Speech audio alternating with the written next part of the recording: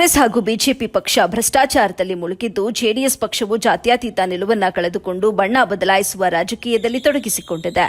ಎರಡೂ ಪಕ್ಷದ ರಾಜ್ಯ ನಾಯಕರುಗಳು ಬಿಎಸ್ ಯಡಿಯೂರಪ್ಪ ಹಾಗೂ ಡಿಕೆ ಶಿವಕುಮಾರ್ ಭ್ರಷ್ಟಾಚಾರಕ್ಕೆ ಸಂಬಂಧಿಸಿದಂತೆ ಜೈಲು ಸೇರಿ ಬಂದವರಾಗಿದ್ದಾರೆ.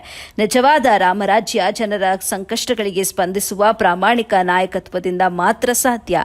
ಕರ್ನಾಟಕದಲ್ಲಿ ಪ್ರಾಮಾಣಿಕ ಜನಪರ ರಾಜಕಾರಣವನ್ನು ಸ್ಥಾಪಿಸಲು ಕೆಆರ್ಎಸ್ ಪಕ್ಷ ಕಳೆದ 5 ವರ್ಷಗಳಿಂದ ನಿರಂತರವಾಗಿ ಶ್ರಮಿಸುತ್ತಿದ್ದು, ಈ ಬಾರಿಯ ಲೋಕಸಭಾ ಚುನಾವಣೆಯಲ್ಲಿ ಕೆಆರ್ಎಸ್ ಪಕ್ಷದ ಅಭ್ಯರ್ಥಿ ಎವಿ ಮಲ್ಲೇಶ್ ಅವರಿಗೆ ತಮ್ಮ ಅಮೂಲ್ಯವಾದ ಮತವನ್ನು ನೀಡಿ ಗೆಲ್ಲಿಸುವಂತೆ ಕರ್ನಾಟಕ ರಾಷ್ಟ್ರ ಸಮಿತಿ ಪಕ್ಷದ ಕಾರ್ಯಕರ್ತ ಶಿವಾರೆಡ್ಡಿ ಮನವಿ ಮಾಡಿದರು. ಕೈವಾರ ಮುರುಗಮಲ್ಲ ಚಿಂತಾಮಣಿ ನಗರ ಭಾಗದಲ್ಲಿ ನಡೆದ ಕೆಆರ್ಎಸ್ ಪಕ್ಷದ ಪ್ರಚಾರ ಸಭೆಯಲ್ಲಿ ಮಾತನಾಡಿದ ಅವರು, ರಾಜ್ಯದ ಅಭಿವೃದ್ಧಿಗೆ ಕೆಆರ್ಎಸ್ ಪಕ್ಷದೊಂದಿಗೆ ಸಹಕರಿಸುವಂತೆಯೂ ಕೂಡ ಮನವಿ ಮಾಡಿದರು. ಈ ಸಂದರ್ಭದಲ್ಲಿ ಅಬ್ದುಲ್ ಖಯೂಂ, ಶಿವಾರೆಡ್ಡಿ, ನಾಗರಾಜ್, ವಿಶ್ವನಾಥ್, ಮೆಹಬೂಬ್ ಪಾಷಾ, ನಾಗರಾಜ್, ಎಂವಿ ಮುರಳಿ, ರಾಮು ಸೇರಿದಂತೆ ಇನ್ನೂ ಹಲವಾರು ಮಂದಿ ಉಪಸ್ಥಿತರಿದ್ದರು.